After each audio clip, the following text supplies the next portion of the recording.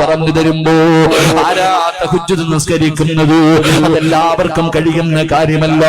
5 നേരം പള്ളിയിൽ പോയി നമസ്കരിക്കാൻ ഏത് മനുഷ്യനെ കൊണ്ടും സാധിക്കുമല്ലോ.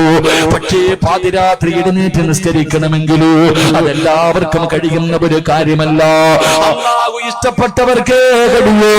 അല്ലാഹു ഇഷ്ടപ്പെട്ടവർക്ക് രാത്രി എഴുന്നേറ്റ് നിസ്കരിക്കാൻ കഴിയൂ എന്ന് നബി മുഹമ്മദ് മുസ്തഫ സല്ലല്ലാഹു അലൈഹി വസല്ലമ തങ്ങൾ പറയുന്നു.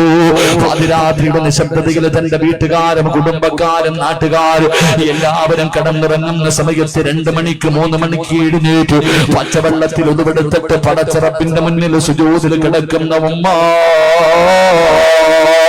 നിനക്ക് അല്ലാഹു തരുന്ന പ്രതിഫലം എന്തെന്നറിയുവോ? നീ പള്ളിയിൽ പോയി നമസ്കരിക്കുമ്പോ 4 പേര് കാണുമല്ലോ. നീ അതാ നിസ്കാര തടമ്പുള്ളവനാണോ?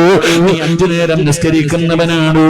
ജനങ്ങൾ പറയുന്നതിന് വേണ്ടിയാണ് നമ്മൾ പള്ളിയിൽ പോകുന്നതെങ്കിലോ പാതിരാത്രിയുടെ നിശബ്ദതയിൽ ഒരു മനുഷ്യൻ എഴുന്നേറ്റ് നിസ്കരിക്കുമ്പോ കൂടെ കിടക്കുന്ന ഭാര്യ അറിയണമെന്നില്ലോ, മക്കൾ അറിയണമെന്നില്ലോ.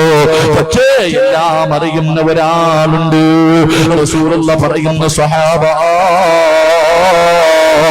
നാളെ പടച്ചുറപ്പിന്റെ പരലോകത്തേക്ക് ജനങ്ങൾ മുഴുവനും കടന്നു വരുന്ന ദിവസമുണ്ടല്ലോ.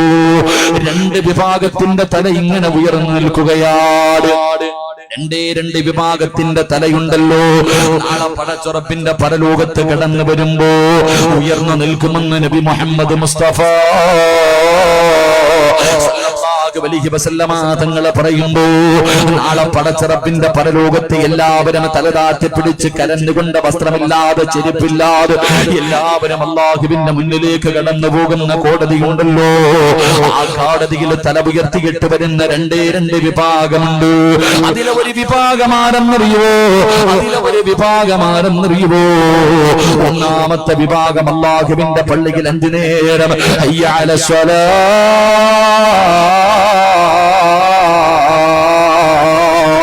ഹയ്യ അലൽ ഫലാഹ്, അല്ലാഹുവിന്റെ പള്ളിയിൽ 5 നേരം ബാങ്ക് വിളിക്കുന്ന മുഅദ്ദിൻമാരുണ്ടല്ലോ. നാട്ടുകാര് സദാ പരിഗണിക്കണമെന്നില്ല, വലിയ സ്ഥാനം നൽകണമെന്നില്ല. പക്ഷേ അല്ലാഹു നിന്നെ ആദരിക്കുമെന്ന് നബി മുഹമ്മദ് മുസ്തഫ സല്ലല്ലാഹു അലൈഹി വസല്ലമ തങ്ങൾ പറയുമ്പോ അല്ലാഹുവിന്റെ കോടതിയിൽ തല ഉയർത്തിയിട്ട് വരുന്ന 2ാമത്തെ വിഭാഗം ആരെന്നറിയുമോ? സുന്ദരിയായ ഭാര്യയുടെ കൂടെ കിടപ്പറയിൽ കിടക്കുന്ന സമയത്ത് പാതിരാത്രിയുടെ നിശബ്ദതയിൽ ആരും കാണാതെ എഴുന്നേറ്റ് പുതുപെടുത്തിട്ട് പടച്ചുറപ്പിന്റെ മുന്നിൽ 2 റക്അത്ത് നിസ്കരിച്ചിട്ട് കരയുന്ന വാപ്പാ, നീയാ വാപ്പാ നാളെ പടച്ചിറപ്പിന്റെ പരലോകത്ത് കടന്നു വരുമ്പോ നിന്റെ തല ഉയർന്നു നിൽക്കുമെന്ന് നബി മുഹമ്മദ് മുസ്തഫ സല്ലല്ലാഹു അലൈഹി വസല്ലമ തങ്ങൾ പറയുമ്പോ എന്റെ പ്രിയമുള്ളവരെ, 2ാമത്തെ വിഭാഗം ആരാ? 2ാമത്തെ വിഭാഗം തഹജ്ജുദ് നിസ്കരിക്കുന്നവരാ.